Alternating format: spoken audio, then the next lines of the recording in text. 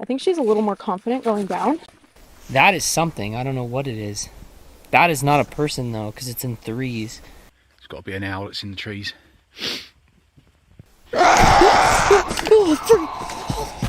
Holy frick! Holy frick! The first video of the night comes from Bella Clark, a US-based outdoor adventure creator known for realistic solo hiking, winter camping attempts, and off-grid exploration. On December 22nd, 2025 in rural Virginia. Very bumpy road. More private property. Ooh, a big bird. Oh, there's a bald eagle. You're definitely not going to be able to see it on the camera, but I promise there was one. Big puddle. Oh, I don't know if you can see that, but there is a Confederate flag on that tree. Feels so safe here. Okay, the person on the app that I don't trust already was lying. I've not seen a single campsite, so, you know, there's that. But look for the silver lining. Freaking crossing, and this one's like frozen over, kind of. I'm gonna have to do all of this again when I turn around, by the way. Oh, God. Okay, and a huge mud puddle up here, of course. If I knew for a fact that there were campsites up ahead, you know, but just the fact that I don't know where I'm going and I don't know if there are any campsites, it's just like, what if I'm doing this for literally no reason? Well, would you believe it? Another little creek crossing. This road keeps going for a while though, so I'm hoping it just turns in to dispersed camping areas. Another creek crossing, by the way. So, let's knock this out real quick. She reaches a trailhead later than expected and starts looking for a primitive campsite before dark, only to realize there may be nowhere ahead to stop or safely turn around. Using an off-road navigation app, she follows tight snow-covered back roads bordered by private property signs. Creek crossings, mud, and rocky ground slow her down, raising doubts about vehicle safety and whether any campsite can be reached. Oh my God. Well, that did not sound good, did it? There's a really big rock in the stream that I did not see. And I don't see anything leaking or dangling. Okay. I'm getting a little frustrated, I'm not gonna lie. That was not fun. I think this is my sign to turn around. Tension increases when her vehicle hits a hidden rock during a crossing, scraping underneath. After checking and seeing no obvious damage, the moment shows how quickly winter weather and unfamiliar terrain can become risky. That was quite humbling, I'm not gonna lie. Change of plans. No camping tonight, unfortunately. I just can't find anywhere. If anybody knows any primitive campsites, please let me know, because I don't know why these aren't more accessible. Repeated failed attempts to find a campsite combined with fading daylight turn frustration into caution, pushing her to cancel the overnight plan. Come on, I got you. Good job. Man, that sun's starting to go down, and it is getting cold. Wow, it's so pretty though.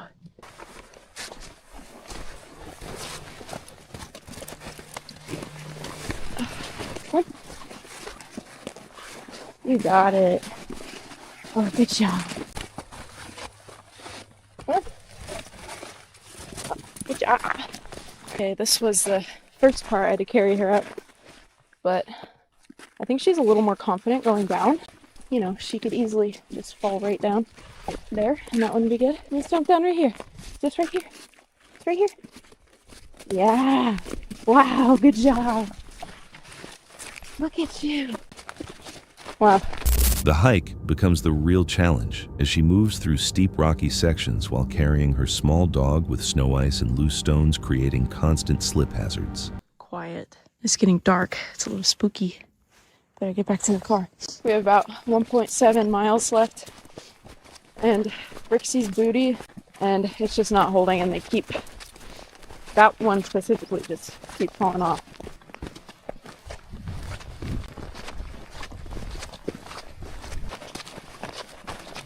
We have less than a mile. It's kind of getting dark, but I'm hoping I won't have to stop and get my headlamp out. Booty's officially off. I think I'm gonna have to bust out the headlamp here. Okay, that's much, much better. My God. As darkness arrives, she finishes the final 1.7 miles by headlamp, while isolation and falling temperatures intensify the experience.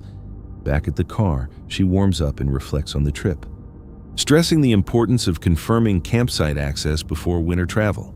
The experience shows how, depending on apps, seasonal access limits, and private land can quickly change plans. And in a silent forest with no signal and movement in the distance, the question remains, would you stay or leave without looking back?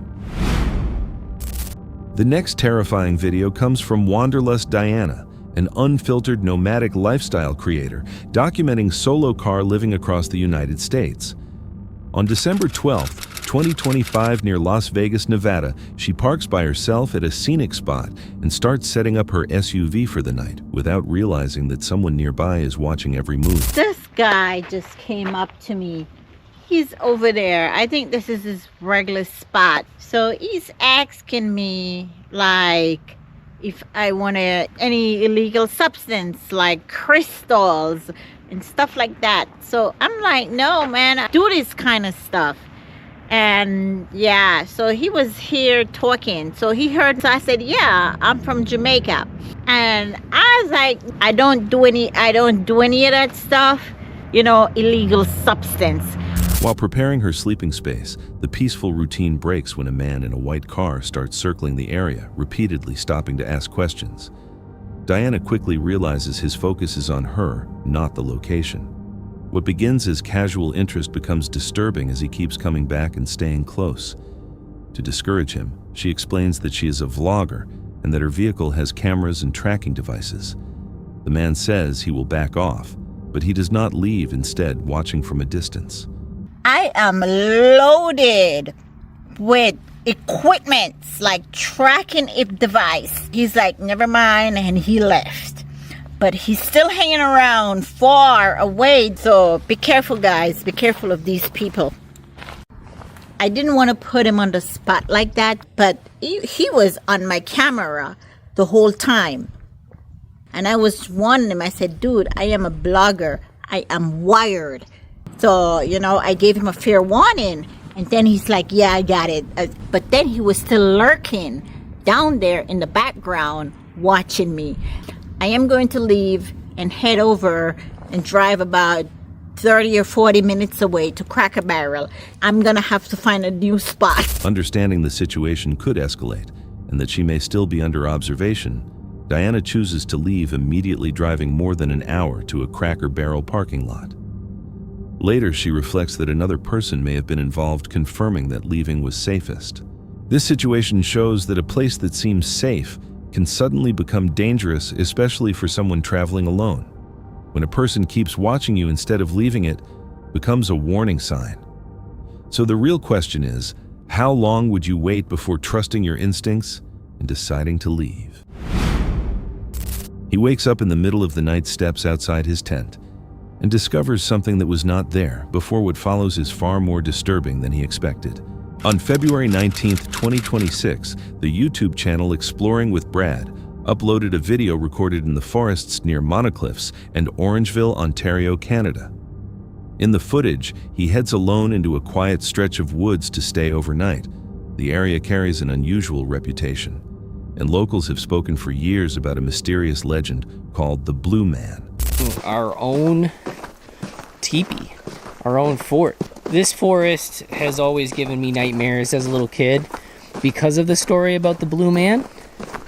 He had heard those stories even as a child, setting the stage for what could become an unsettling camping encounter. Before dark, he moves deeper into the woods looking for a place to set up camp. As he walks through the area, he finds large animal tracks in the snow but cannot identify what made them. It's hard to say at this point. So that's just a person or a snowmobile or sled or something like that.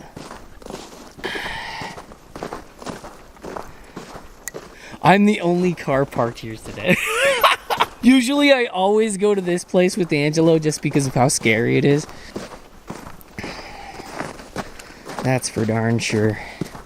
Alright, I'm gonna actually take a look. Yeah, so park boundary, you can't go down that way. Let's go down here. I actually wanted to build my fort down here today and see what we got. Betty was freaking out. She's like, you better be careful. She knows this place too. She's just like, doesn't want me here. There's that, but that's not. Needs something that's kind of big. That's an overhang there. A short time later, he discovers another strange set of tracks arranged in groups of 3, clearly unlike normal human footprints. Oh, we'll see.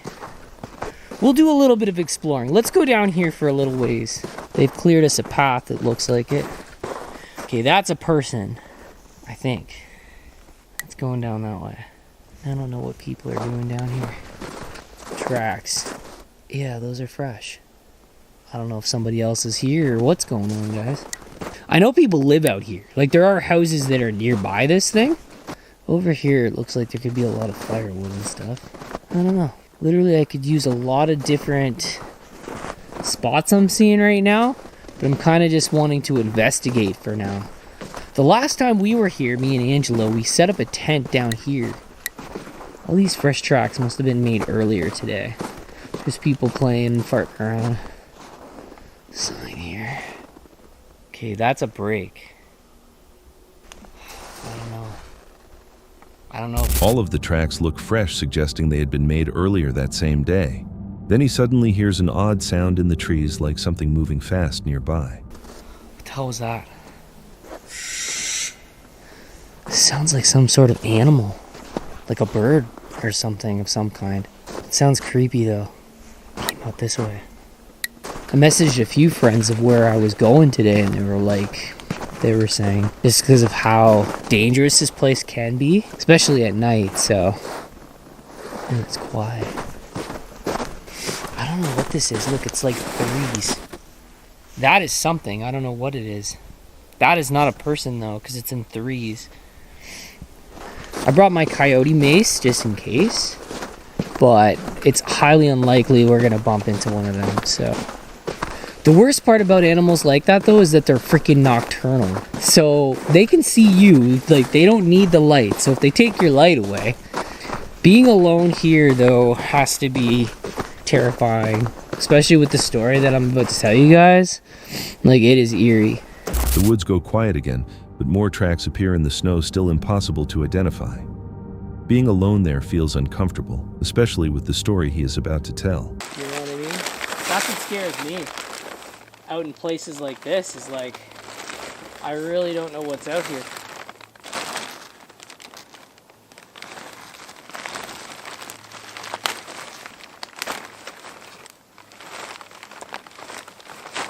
Being alone there feels uncomfortable, especially with the story he is about to tell.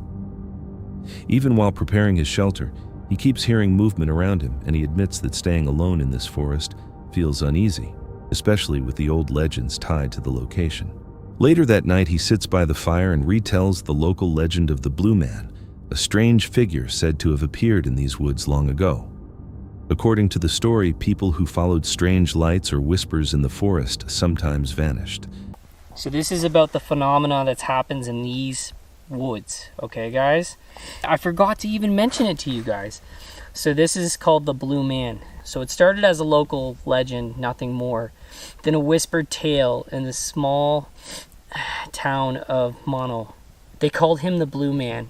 The story goes that in the late 1800s, a traveling showman came to the town. He was an odd-looking man, his skin a pale, unnatural blue, and his eyes, well, they were darker than night itself. He carried with him a strange shimmering lantern, which he claimed was a gift from a distant land. He promised to show wonders the townsfolk had never seen, strange illusions that would make their hearts race and their minds reel. After he finishes the story, the woods become extremely still again. He suddenly stops believing he hears someone walking somewhere in the nearby darkness. Not long afterward, he falls asleep, but something unsettling happens around 3:42 in the morning. He wakes suddenly after hearing a noise outside his tent, as though something is moving right next to it. Sorry, I thought I heard walking.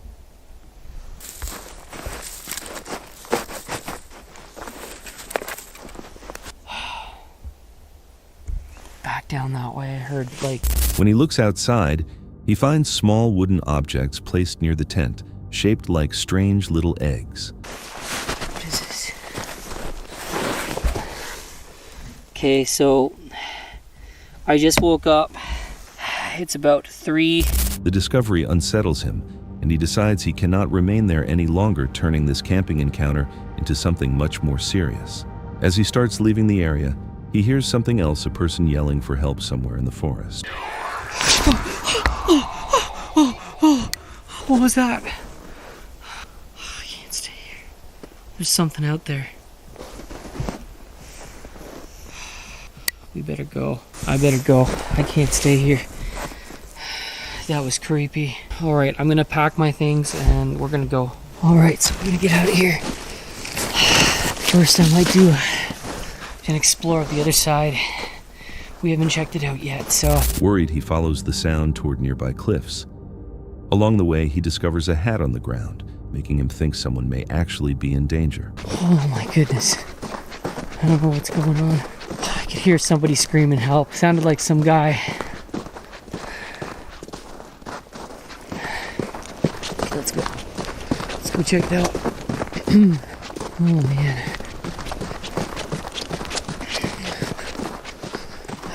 Then, the situation becomes even stranger when he finds a pair of handcuffs lying on the ground. Yo, it's a hat. Oh man. Oh man. Dude, I'm gonna help you. Just hold on. I just found his hat. Adding another layer to the mystery of this camping encounter. As he gets closer to the cliffs, he suddenly sees or hears something that badly frightens him. Whatever it is makes him panic and run away from the area immediately. Oh, freak! Holy freak! Holy freak! Holy freak! Let's go! Let's go! Let's go! Oh, freak! What the? Oh man! What the hell was that? What the hell was that? Oh, freak sakes! Oh man! Oh man! Oh man! Oh, freak sakes! What was that? Oh man! If it comes after me, I don't know if I can run anymore. Too much. Oh, somebody handcuff him? Looked like he was able to get out though. I feel bad. I can't stay here though. I can't do it. Okay. Let's go, Brad. Let's go back. Even without a clear answer, the night leaves him with one disturbing thought. Maybe the old stories about this forest are not only stories after all. Sometimes a camping encounter gives no clear explanation, but if you heard a voice calling for help in the dark, would you follow it or leave before it was too late? The next disturbing video comes from Expedite Travels, a North American van life and expediting channel that records solo trips, freight runs, and real moments from the road. It is October 9th, 2020 at South Memphis RV Park in Ark Trail, Mississippi, United States. The vlogger begins walking a trail near a lake, passing benches and a pavilion along the way. The place is open, quiet, and noticeably empty. He takes in the calm surroundings, noting that the trail is monitored, but still accessible at all hours.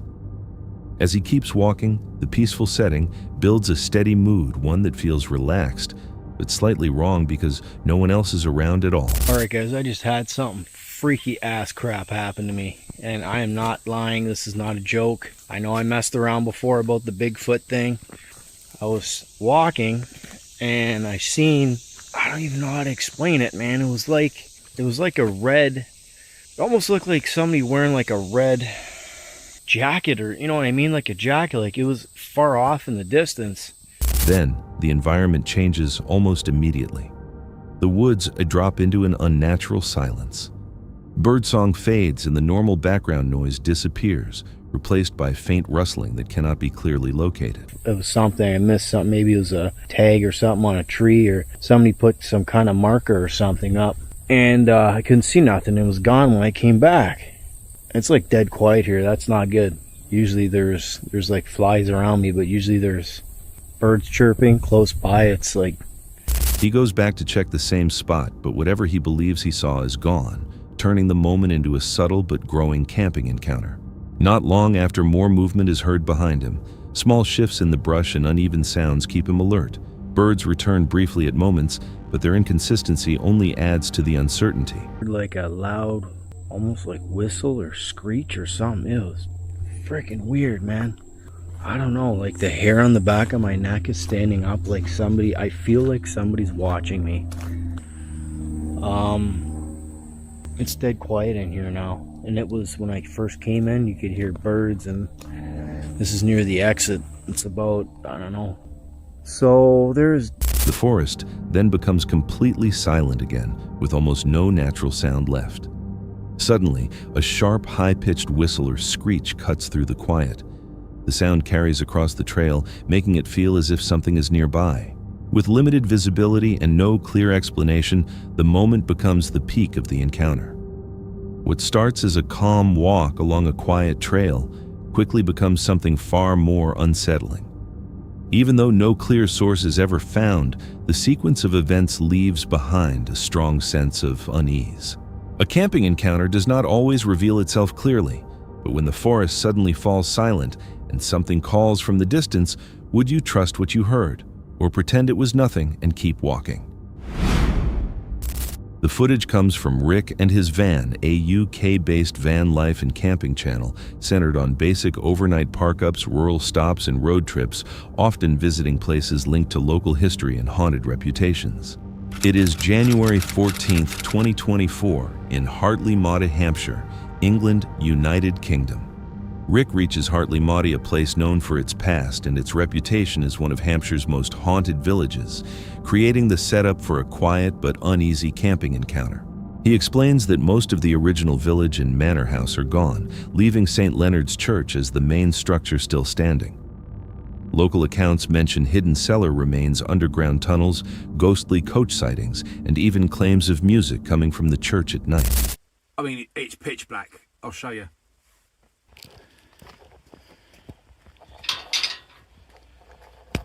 Right, look that up. Remember what happened the last gate that we had? Okay, it looks slightly different at night.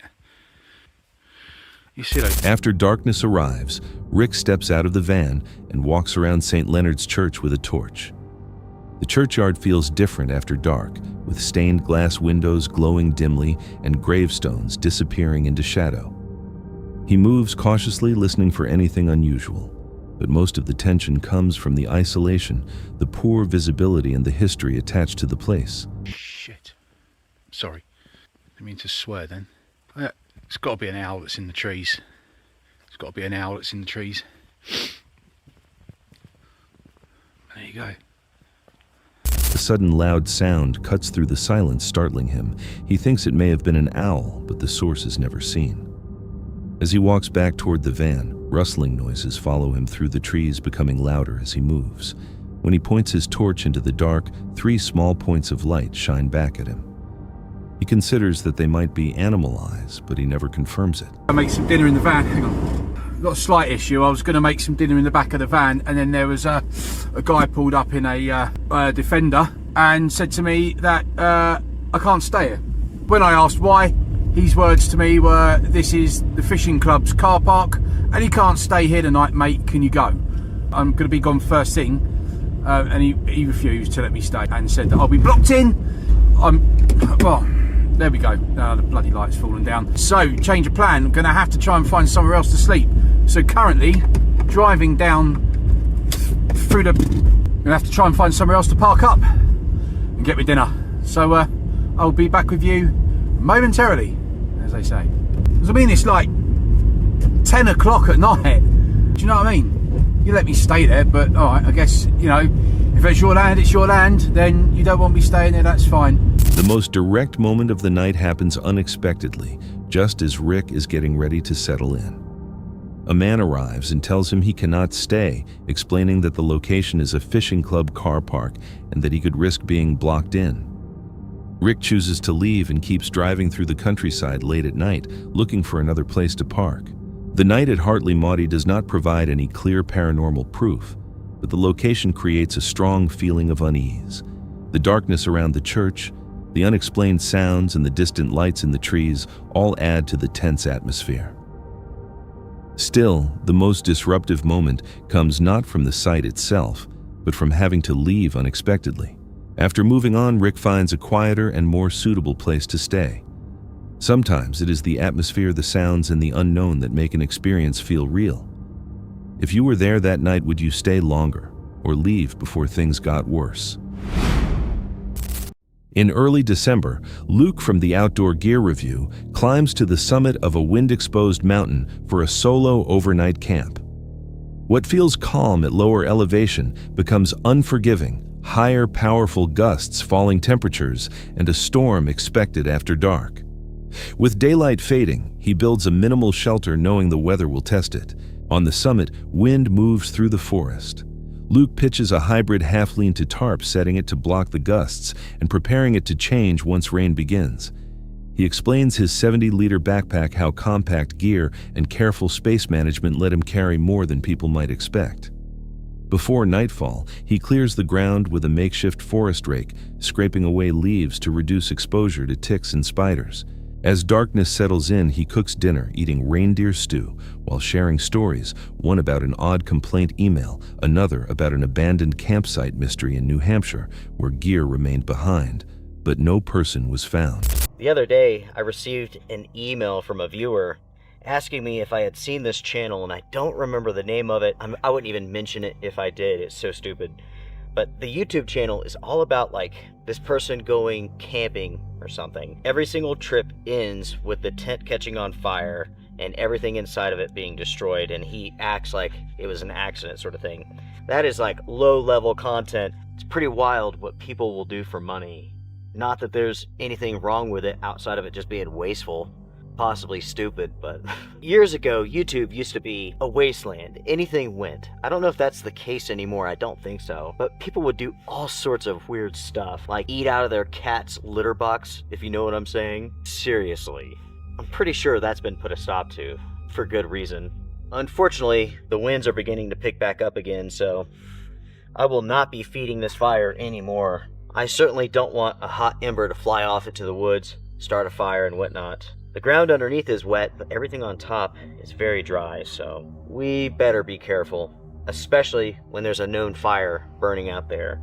Speaking of which, I took a look. I can't see anything burning, but I definitely saw the smoke earlier. That smoke created one of the most beautiful sunsets I have ever seen. Absolutely incredible. Around 9:30 p.m., the storm arrives. Rain falls steadily, wind rises, and the forest becomes quiet under the weather. Morning comes wrapped in fog. The shelter held. Everything stayed dry. While packing, Luke notices movement. A forest mouse has chewed into his food bag, drawn by a small mistake from the night before. Nothing dramatic goes wrong, but the trip shows how small oversights matter.